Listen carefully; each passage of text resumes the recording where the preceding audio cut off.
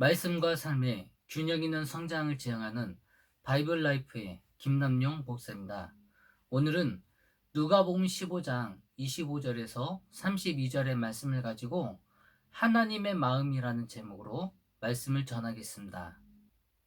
오늘 본문 말씀은 아버지의 은혜와 사랑을 저버리고 죄를 지은 둘째 아들을 어떻게 처리할 것인가를 놓고 아버지와 첫째 아들 사이에 갈등이 생겼습니다. 아버지는 탕자를 향하여서 전폭적이고 무조건적인 용서와 사랑을 베풀려고 한 반면에 첫째 아들은 자신의 동생을 향하여서 율법적인 잣대로 그를 심판하려고 하는 양극단적인 모습을 보여주고 있습니다. 이처럼 아버지와 첫째 아들이 갈등을 빚고 있는 이유는 무엇일까요? 그것은 바로 탕자를 바라보는 마음가짐과 시각이 전혀 달랐기 때문입니다. 아버지는 둘째 아들을 믿음의 가치관으로 바라본 반면에 첫째 아들은 세상적인 가치관으로 판단하였기 때문에 그를 시기하며 질투할 수밖에 없었던 것입니다. 오늘 본 말씀을 통해서 죄를 지은 아들을 전폭적으로 용서하고 사랑으로 끝까지 감싸주는 한 아버지의 모습을 통해서 우리를 향하신 하나님의 그 크신 은혜와 사랑을 깨닫는 귀한 시간이 되시기를 바랍니다. 먼저 아버지와 첫째 아들이 보여주고 있는 첫 번째 갈등은 생명을 살리는 일이 먼저이냐 아니면 물질이 우선이냐, 이 두 가지의 의견이 충돌하고 있습니다. 그래서 첫째 아들이 보여주고 있는 세상적인 가치관은 물질을 우선시하고 있습니다. 오늘 본 말씀 30절을 보면 아버지의 살림을 창녀들과 함께 삼켜버린 이 아들이 돌아오매 이를 위하여 살찐 송아지를 잡으셨나이다 라고 말하고 있습니다. 이 말씀을 보면 첫째 아들은 잃어버렸다가 다시 찾은 동생의 생명보다 잃어버린 돈을 더 안타깝게 여기고 소중하게 여기고 있다는 것을 알 수 있습니다. 그러나 아버지가 보여주고 있는 믿음의 가치관은 물질보다 생명을 더 소중하게 여기고 있는 것을 볼 수 있습니다. 32절 말씀에 보면 이 내 동생은 죽었다가 살아났으며 내가 잃었다 얻었기로 우리가 즐거워하고 기뻐하는 것이 마땅하다 하니라 라고 말하고 있습니다. 비록 물질은 다 잃어버렸을지라도 아들의 생명을 다시 얻은 것이 더 큰 기쁨이요 더 큰 감사라는 것입니다.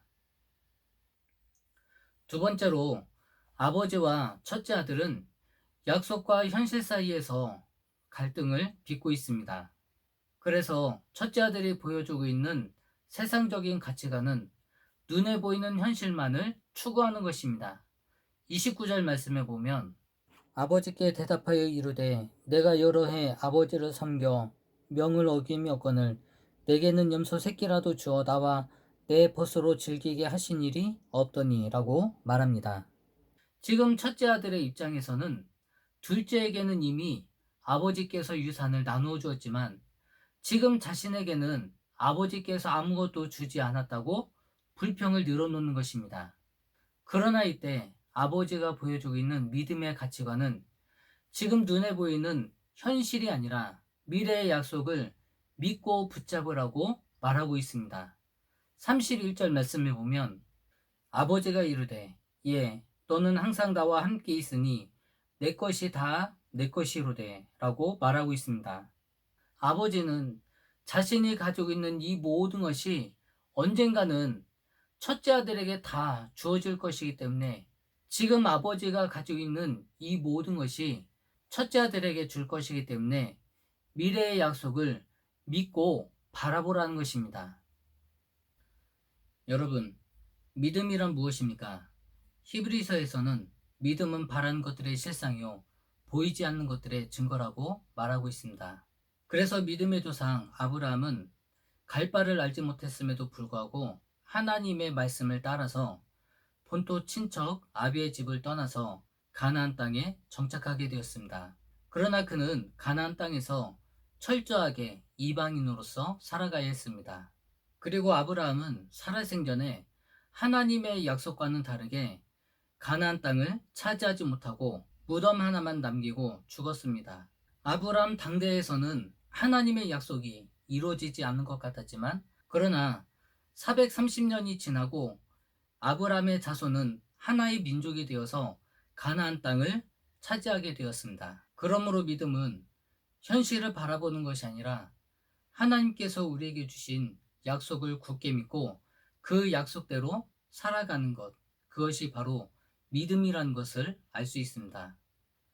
이것을 통해서 알 수 있듯이 믿음의 선진들은 현실적인 어려움 속에서도 부지런히 믿음의 씨앗을 심으면서 하나님께서 주실 믿음의 약속을 끝까지 붙들고 살아갔다는 것을 알 수 있습니다.